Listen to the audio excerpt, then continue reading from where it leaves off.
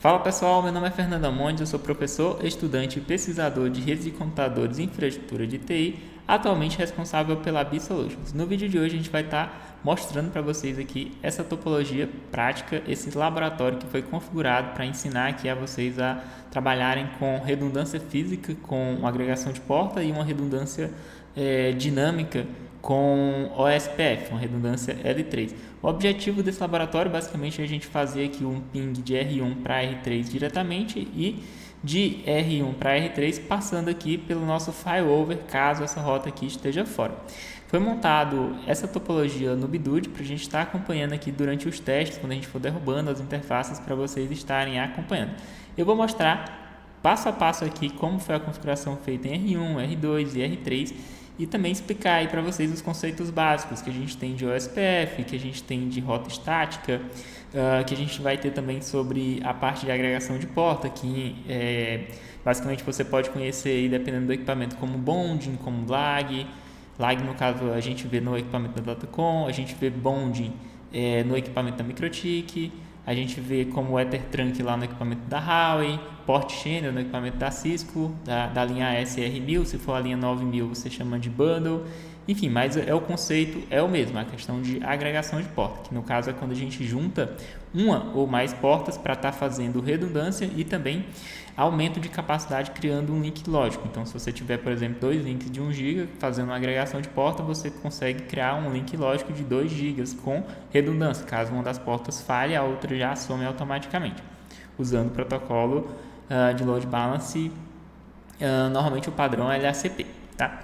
Então eu vou mostrar para vocês aqui, esse vídeo vai ficar bem interessante, vai ficar bem legal, então desde agora eu já vou pedir para que você que está assistindo esse vídeo e ainda não é inscrito no canal, se inscreva aí, porque a gente vai estar trazendo também bastante conteúdo aí sobre essa parte de rede de computadores, porque eu acredito, eu como responsável aqui pela B-Solutions, que a gente trabalha bastante com a parte de monitoramento, que é extremamente importante você entender de rede de computadores para você estar trabalhando com monitoramento, porque você tem que entender de protocolo, de IP, vamos supor que você tem que entender o que é o protocolo SMIP, se ele roda como TCP, se ele roda como UDP, é importante você saber se um IP é privado, um IP público, é importante você entender o conceito de roteamento, para você saber, por exemplo, fazer um troubleshooting, como que eu consigo chegar de um ponto ao outro, tá? Isso é muito importante, tanto para a parte de redes de computadores em específico, quanto para se você trabalha com monitoramento. Não é só saber e entender os hábitos com Grafana, você tem que entender de redes de computadores também. E entendendo de redes de computadores também, você consegue trabalhar em até outras frentes, como a parte de servidores Linux, infraestrutura de servidores, né? Então, é imprescindível você entender o máximo possível de redes de computadores. E se você gostar desse vídeo aqui até o final, eu vou pedir para que você deixe aí nos comentários a sua sugestão de vídeos de redes de computadores que a gente pode estar trazendo aqui. A parte de configuração de um concentrador PPE, com Cisco, com Huawei, com Mikrotik, fazer, por exemplo, também o que a gente chama de bypass de CGNAT usando um Huawei, usando um Cisco, a gente consegue fazer isso também aqui. Tá? E se vocês também quiserem que a gente traga aí um vídeo explicando como que faz a instalação do IVE, que eu estou rodando esse laboratório aqui no IVE, eu posso estar trazendo um outro vídeo sobre isso, tá? Então vamos lá, pessoal, vou mostrar para vocês aqui, ó, a gente tem R1, R2 e R3. Eu vou mostrar a primeira configuração de R1. Observem aqui que eu tenho esse IP, que ele é um IP público, mas eu coloquei aqui só para representar esse 1.1.1. Aqui eu tenho 2.2.2 e aqui eu tenho 3.3.3. O nosso objetivo principal é pingar de R1 para R3, ok? E aqui eu tenho as configurações, o seguinte, diretamente aqui com R3 eu tenho um link nas interfaces aqui Ether 3 e Ether 1. E eu passei nesse link aqui a VLAN 10, ok? Então esse aqui é o meu link principal para chegar de R1 para R3. Mas se caso eu tiver um rompimento aqui, eu ainda quero chegar no R3 passando por R2. E o R2, para o R1 aqui eu tenho 2 links. Vocês podem ver que é de 1 para 1 aqui e de 2 para 2. Ou seja, eu tenho 2 interfaces em cada um dos hosts aqui ligadas entre si. Isso aqui a gente faz o que eu estava comentando de agregação de porta, que é basicamente você criar um link lógico com 2 ou mais portas físicas para prover principalmente 2 coisas. Primeiro, a questão da redundância. Se caso o R1 ficar fora aqui, ele automaticamente passa para R2. E segundo, você tem um aumento de capacidade. Por exemplo, você tem aqui na porta, né, nesse link de Ether 1 para Ether 1 aqui, você tem 1 GB. Se você cria um link lógico usando as duas portas, ele vai somar a capacidade. Então, se você tem 1 GB aqui em R1, ou 1 GB na Ether 1 aqui e 1 GB na Ether 2, quando eu criar o meu link lógico, ele vai ter uma capacidade de tráfego aí de 2 GB. Isso aqui é bastante utilizado e é padrão em todos os equipamentos. Basicamente, todos os equipamentos que trabalham com redes aí de roteador, você consegue criar Port Channel ou Ether Trunk, agregação de porta. Port Channel é a ASR, 1000, Ether Trunk normalmente a gente vai encontrar em Huawei. No MikroTik a gente vai chamar de bonding e lá no Datacon a gente vai chamar de lag. Cada equipamento vai ter um nome específico aí, mas todos trabalhando da mesma forma. Então é mais interessante que a gente chame de agregação de porta, tá? Ok, aqui ó, mas Fernando, que configuração é essa que você está dizendo que você fez aí? Deixa eu mostrar para vocês, ó. Aqui eu tenho o R1, que eu estou utilizando aqui, eu acho que eu não comentei, mas eu estou utilizando 3 MikroTiks aqui. Esse link aqui que eu tenho ligado aqui entre eles é basicamente só para ter acesso e conseguir acessar via Mac. E esse outro link aqui, Ether 5, é a ligação com o meu servidor Zabbix, que também está rodando aqui no IVE para a gente conseguir comunicação com todos esses caras aqui e tá fazendo o monitoramento e montando a nossa topologia no Bidut, tá? Então vamos lá. Em R1, deixa eu pegar aqui pequeno para vocês verem. Em R1 aqui ó, a gente tem vou começar por aqui, ó, a Ether 5, que é a que liga com o nosso servidor Zabbix, que é uma interface só mesmo para monitorar. A Ether 4 é a interface que eu utilizei aqui para estar acessando ele via Mac. E agora aqui começa a parte interessante, que a gente tem aqui a Ether 3, que é a que tem o link direto aqui, ó. Vocês podem ver, eu tenho aqui o link direto na Ether 3. Aí nessa Ether 3 aqui, eu tenho a VLAN 10, que é essa VLAN aqui, certo? E aí, a parte da agregação de porta, vocês podem observar o seguinte. Primeiro, a gente precisa criar o nosso o bonding. No caso do MikroTik, ele chama de bonding. Esse bonding, se vocês observarem aqui, ó, ele tem a porta 1 e 2, que é a porta 1 e 2. Quando eu faço isso aqui, ele automaticamente adiciona essas duas portas aqui, elas ficam como slaves, porque elas são adicionadas no nosso link lógico. Inclusive aqui na R2 a gente vai ter que fazer a mesma coisa, adicionar a porta 1 e 2 num bonde que a gente vai criar lá. A partir do momento que eu fizer isso, eu tenho aqui um link lógico, que ele chamou aqui de bonding 1, e esse link lógico eu posso estar criando uma VLAN 20 aqui, ó, como foi feito aqui. Eu tenho uma VLAN 20 dentro do meu bonding. Então agora eu tenho aqui um link lógico com a porta 1 e 2 de um lado e do outro, e eu tenho a VLAN 20.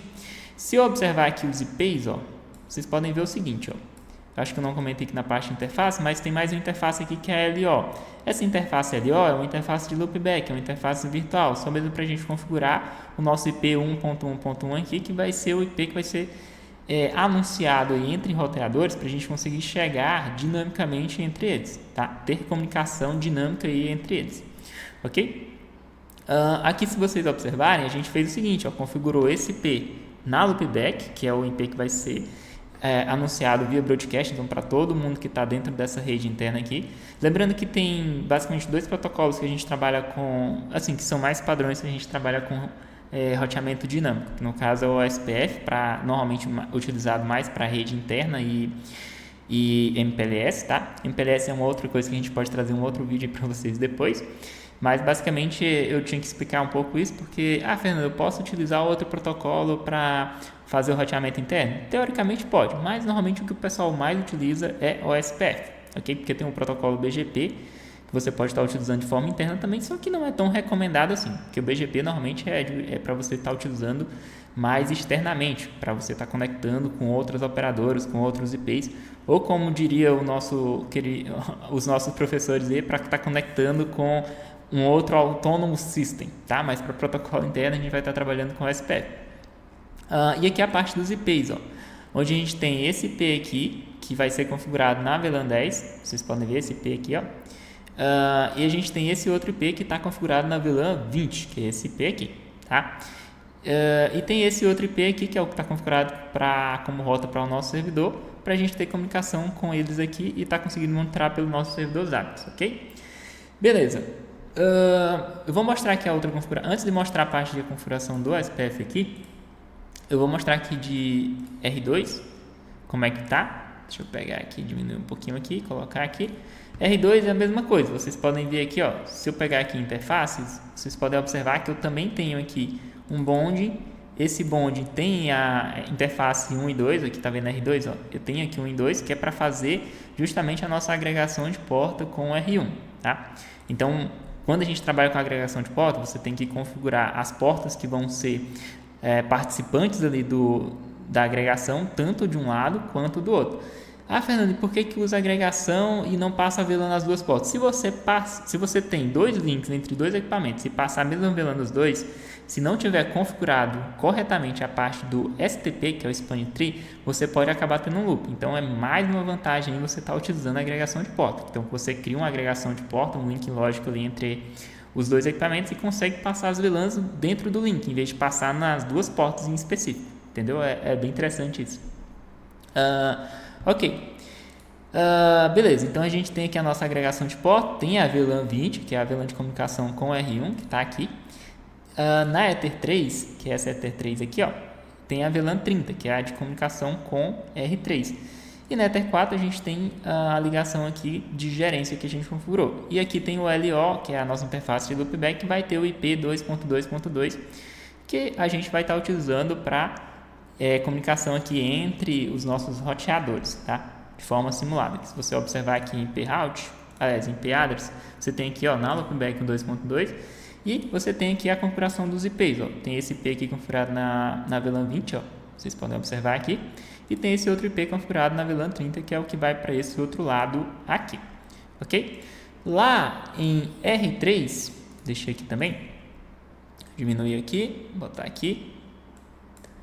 Isso aqui eu vou já mostrar para vocês, que é a parte de rota, mas aqui primeiro eu vou mostrar a parte de interfaces. Observem aqui, ó. No R3 eu tenho a VLAN 10 que liga na Ether 1, vocês podem observar aqui, ó, a VLAN 10 chega na Ether 1 aqui em R3. Eu tenho a VLAN 30 que chega na Ether 2, ó, VLAN 30 chega na Ether 2, e no caso de R3 eu não tenho agregação de porta, então é só um link que chega aqui. Se caso romper aqui ou romper aqui, eu não tenho a redundância e a capacidade maior ou aumentada por uma agregação de porta, tá? E normalmente é o cenário mais padrão aí que você encontra, é esse, né? Você só tem um link ali, e se caso o outro romper, você tem que correr atrás de resolver de uma outra forma, tá? E aqui a gente tem a nossa interface de loopback também, que vai ter o IP 3.3, que é basicamente o IP que é utilizado aqui só para a gente fazer anúncio entre roteadores internos aí para estar fazendo o teste, tá? Se você olhar aqui em IP address, você vai ver isso, ó, tá aqui na LO. E aqui a gente tem os IPs, tá? Esse IP aqui está configurado na VLAN 10, ó. Esse IP aqui está configurado na VLAN 30.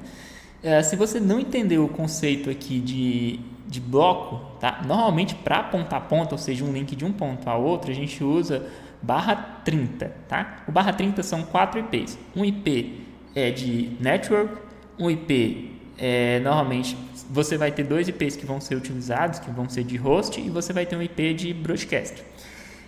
Normalmente para a gente fazer um ponta a ponta, você coloca o 1 de um lado, que vai ser host de um lado, e o 2 do outro, que vai ser o outro IP utilizável, e aí você não usa o IP de network nem de broadcast para fazer ponta a ponta, ok? O /30 dessa forma, normalmente você configura aqui.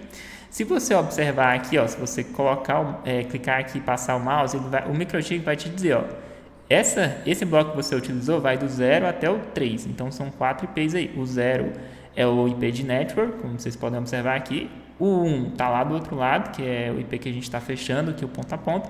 E o 2 está desse lado aqui. E o 3 é o IP de broadcast, que a gente não está utilizando aqui, ok? No caso, ele está incluído no bloco, mas a gente não utiliza diretamente configurado na interface aqui, tá? Beleza.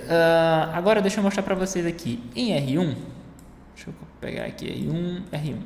Se eu vier aqui em p-routes, eu vou ver o seguinte.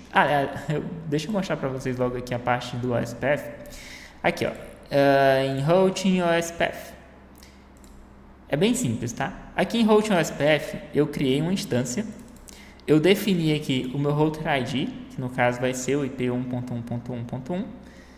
E basicamente depois de você... Lembrando que eu estou rodando aqui a versão 7 do MikroTik, tá? Se você estiver rodando a versão 6, pode ser que seja um pouquinho diferente, mas os conceitos é o mesmo. Você tem que definir o router ID, você tem que definir ou criar, no caso, uma área, Normalmente a gente usa essa área padrão aqui, 0. Você vai definir, selecionar qual que é a instância que você acabou de criar ali, e depois de criar a instância, criar a área, você vai colocar aqui na interface templates, você vai configurar as suas interfaces que são de ponto a ponto ou de broadcast. Se for de broadcast aqui, você vai estar anunciando para a rede toda. Se for de ponto a ponto, normalmente são interfaces que fazem a comunicação de um router com o outro.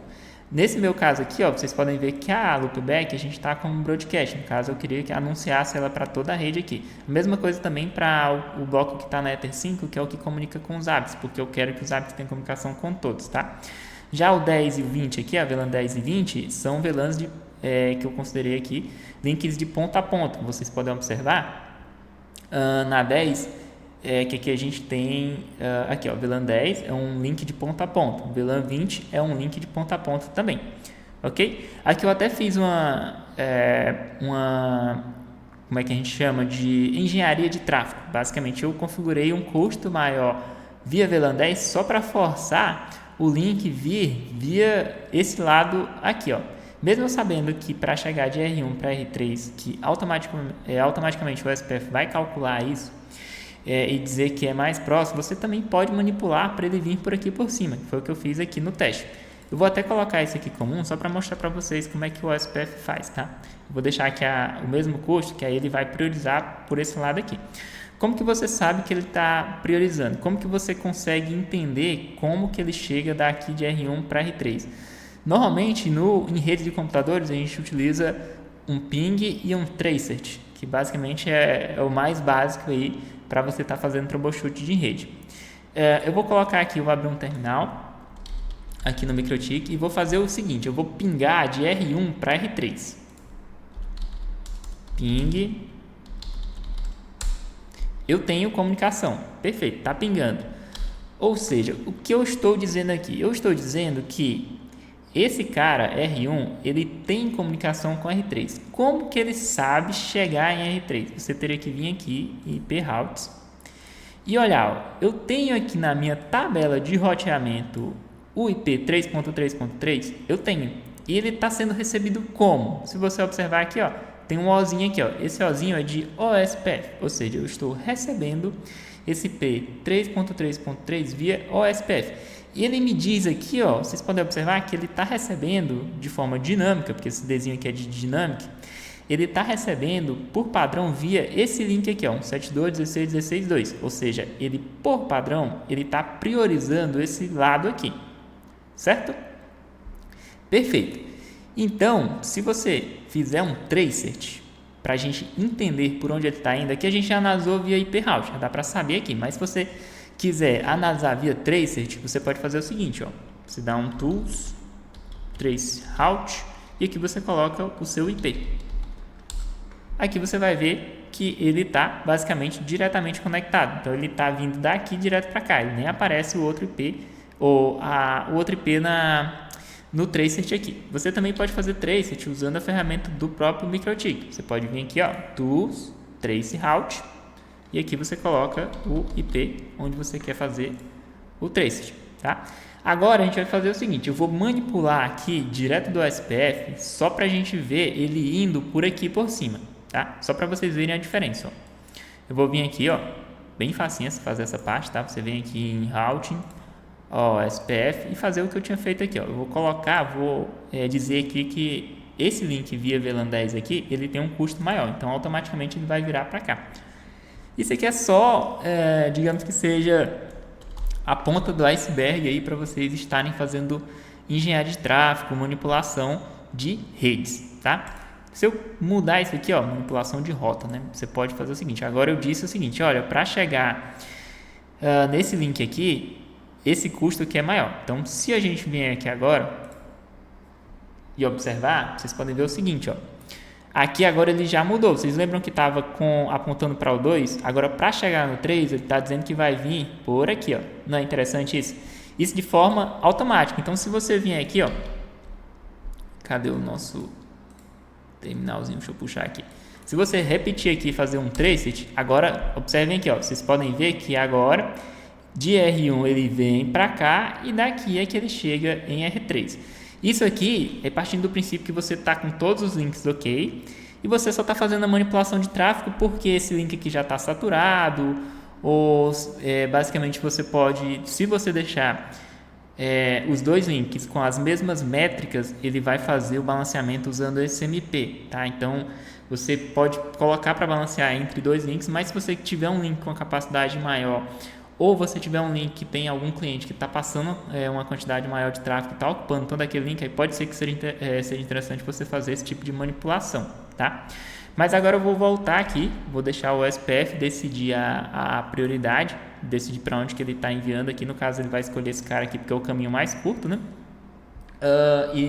Como todos os links aqui têm a mesma capacidade, ele não vai fazer esse tipo de checagem, tá? Mas na prática o SPF ele checa a velocidade da interface, ele checa também os custos para chegar em cada local aqui e calcula automaticamente quem é o mais próximo e passa para colocar a rota mais interessante para ele, ok? Então se a gente voltar aqui em host no SPF, eu vou deixar aqui como padrão mesmo. E agora ele volta, se a gente vem aqui em p-routes, ele volta para o 2 de novo, ok? Certo. Agora a gente vai começar a fazer os testes derrubando aqui os links para vocês entenderem como que funciona a parte de redundância, ok? Eu vou pegar aqui R1, eu vou diminuir um pouquinho aqui, vou pegar aqui R1, deixa eu ver se dá certo colocar assim, e vou fazer o seguinte, eu vou fechar aqui, vou abrir um outro terminal aqui, e aqui eu vou deixar pingando para 8.8.8, certo? Opa, costume. Normalmente em redes a gente sempre usa esse IP para fazer teste. No caso, no nosso laboratório é esse aqui. Agora eu estou pingando aqui de R1 para R3, certo? Eu acho que é até interessante fazer o seguinte. Vamos usar aqui o traceroute, que a gente consegue ver ao vivo aqui ele fazendo as mudanças, ó, porque ele está indo diretamente aqui, né? Mas agora a gente vai derrubar esse link aqui só para vocês verem o que vai acontecer, tá? Deixa eu voltar aqui. Cadê o meu R2? Pronto. Agora a gente vai pegar aqui o R2, tá aqui, e vamos fazer o seguinte, ó, eu vou vir aqui no R2 e vou derrubar esse link aqui, ó, a partir de R2. Vamos supor que eu tenha um rompimento. Em R2, ó, aqui no caso Ether 3 no R1, então é a Ether 1 que tem aqui o link que liga com R1. Então se eu vier aqui no Ether 1, é o Ether 1, no caso aqui é o R2, é esse cara de cima aqui, a gente vai derrubar então lá no R3, esse cara aqui. Deixa eu tirar esse aqui por enquanto, vou mostrar aqui para vocês o básico, tá? Aqui, ó, a gente tem o link chegando aqui no R1. Se eu vier aqui, ó, e derrubar essa interface, o que vai acontecer? Observe o que vai acontecer, ó. Vocês viram aqui que já mudou, ó. Ele mudou aqui, ó. Se eu der um stop aqui e um start, ele vai automaticamente já estar subindo aqui.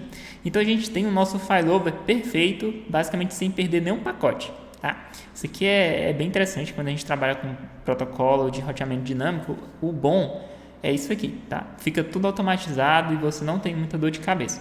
Você poderia fazer esse tipo de redundância aqui utilizando rota estática. O problema é que rota estática vira bagunça, é um pouco complicado. Vamos supor que quando cresce a rede um pouquinho mais, as coisas ficam difíceis de você controlar. Então, se você puder trabalhar com roteamento dinâmico, é mais interessante, tá? Ok, então a gente tem aqui, tá chegando aqui normal, certo? Agora a gente vai fazer mais, beleza. Vamos derrubar mais coisa aqui, tá? Aqui a gente já derrubou esse link, ele está vindo por aqui. Para chegar de R1 para R2, eu tenho dois links aqui. A gente vai derrubar um deles, tá? Como que a gente faz para derrubar um deles? A gente vai lá no R2, esse cara aqui, e vamos derrubar um desses links aqui, só para vocês verem. Ó. No caso, a gente tem Ether 1 e Ether 2 aqui no R2. Se eu vier aqui derrubar esse cara, vocês podem ver que ele continua. Ó, se der um stop aqui, ó. Opa, derrubou aqui, ó, ele derrubou e já voltou aqui, tá? Derrubou, perdeu alguns pacotinhos ali, mas já voltou, tá? Tá pingando aqui normalmente. Perfeito, tá chegando no nosso destino aqui, que é o esperado, certo? Deixa eu ver se ele atualizou aqui no nosso Bidude. Não sei se está tendo algum problema aqui temos aqui o Navaleable, tá com 4 segundos. Não sei porque que não atualizou aqui ainda. se está com algum problema de comunicação. Ah, foi, beleza, rodou aqui. Agora a gente está com o nosso R2 sem ping, porque para chegar, ele acusou aqui porque a gente configurou para, se caso algum desses links aqui estiver fora, ele ficar vermelho aqui. Não, na verdade é porque ele não tinha atualizado ainda, ele teve algumas perdas de pacote ali, mas ele já deve ter voltado agora. Ó, voltou, perfeito, ele está com a Ether 1 aqui, shutdown, ou ele está com a Ether 1 com link down aqui, ok. Beleza, vamos voltar aqui. Eu não entendi porque que ele não deu como down aqui, ele deveria ter dado essas interfaces aqui como down, mas enfim, eu só estou mostrando aqui para vocês o exemplo. Agora, se caso, observem aqui o que vai acontecer se eu derrubar tudo, tá? Se eu vim aqui R1, vocês podem ver que eu estou aqui pingando, tá? Mas, se eu vier aqui, ó, em More, New Terminal, deixa eu colocar aqui para pingar. Lembrando que a gente já está trabalhando na rota de backup aqui, tá? Olha eu colocando 8.8.8 novamente. Ó, eu ainda estou conseguindo chegar aqui. Tá tendo algumas percas aqui por conta do meu link local, mas ele está chegando. Se eu derrubar aqui esse cara, agora eu não tenho mais rota. Por quê? Porque eu derrubei esse cara e derrubei os dois links da agregação. Então eu não tenho mais rota para chegar em R3. Tá? Ele não consegue vir por aqui porque está fora e não consegue vir por aqui que está fora. Ele isolou o nosso amigo aqui e a gente não consegue mais comunicação com ele. Se caso a gente for lá em R3 e voltar a nossa interface aqui, ó, nossa interface 1, olha só o que vai acontecer. Vamos ver. O que vocês acham? Será que vai voltar? É para voltar. Vamos ver aqui. O microchip está demorando um pouquinho, porque eu também estou rodando aqui tudo no laboratório. Deixa eu dar que ainda não voltou o SPF. 3.3, tá aqui dizendo que... Ó, pronto, voltou. Demorou um pouquinho, mas voltou. Nosso microchip está com delay. Aqui eu estou rodando tudo no laboratório aqui, ele tem um delayzinho, tá? Mas demorou menos de 1 minuto e já voltou o link e o seu cliente já está satisfeito ali com a redundância aí de 3 partes. No caso, você tem uma redundância de link físico ali e você também tem a redundância com o SPF. Tudo de forma dinâmica, tá, pessoal? Aqui eu só fiz teste manipulando, derrubando as interfaces, tá? Deixei tudo automático aqui. Então, é algo que é bem interessante. Você não precisa estar mexendo. Vamos supor, caiu o link tal, faz a configuração ali para voltar. Você não precisa fazer isso, é tudo de forma dinâmica. Se caso voltar os links lá da agregação, não vai acontecer nada. Ele só vai voltar aqui e já vai voltar rodando aqui. E se caso esse link principal aqui cair, ele vai voltar para cá de novo funcionando, ok? Vamos ver aqui se nosso Bidu já atualiza aqui. Mas ele já deve estar voltando aqui os links, então agora estamos com tudo funcionando perfeitamente. Vamos ver aqui nos hábitos se ele está acusando alguma coisa. Ele tem aqui a Ether 1 e a Ether 2 down ainda. É porque demora um pouquinho para voltar. Ó, acabou de voltar aqui. Então, temos aí toda a nossa topologia funcionando normalmente. Se vocês quiserem, eu posso estar deixando o export de configuração de R1, R2 e R3 aí para vocês fazerem um download. Eu posso estar deixando o link lá para a nossa comunidade, vocês conseguem fazer o download, fazer esse laboratório lá. Se vocês quiserem também mais vídeos de redes de computadores, eu vou pedir para que você deixe aí nos comentários, se você quiser ver, por exemplo, a configuração de um concentrador PPE da Cisco, um concentrador PPE da Huawei, ou se vocês quiserem um exemplo de MPLS com algum outro vendor, a gente pode estar trazendo aí também, tá? Lembrando que a gente está rodando de forma virtualizada aqui, então se caso vocês tiverem a intenção de pedir alguma coisa, que seja algo que rode aqui no IVNG, se não a gente vai ter que procurar uma oportunidade para estar configurando ou mostrando quando a gente for configurar o equipamento novo, tá bom? Então é isso, pessoal, esse vídeo fica por aqui. Eu espero que vocês tenham gostado. A minha intenção era basicamente mostrar aí como que funciona mais ou menos a questão de redundância com agregação de porta, com o SPF. Quis trazer aqui também algumas informações a mais, que é uma parte do Bidut que você pode estar utilizando para monitorar, mas ele depende um pouquinho aqui dos hábitos. Então, quando ele atualiza nos hábitos, ele traz as informações aqui, tá? E lembrando que eu estou rodando tudo virtualizado aqui, então é um pouquinho mais lento e mesmo, é normal. Tá? Mas aí, normalmente quando você vai rodar na prática, nos equipamentos reais, tudo funciona mais rápido porque tem maior capacidade, ok? Então esse vídeo vai ficar por aqui. Eu espero que vocês tenham gostado, eu espero que vocês tenham curtido. Não deixem de colocar aí nos comentários a sugestão, o que você achou também do vídeo, deixar o seu like, compartilhar com aquele seu amigo que precisa aprender um pouco mais sobre rede de computadores. Então é isso, pessoal, até a próxima, valeu!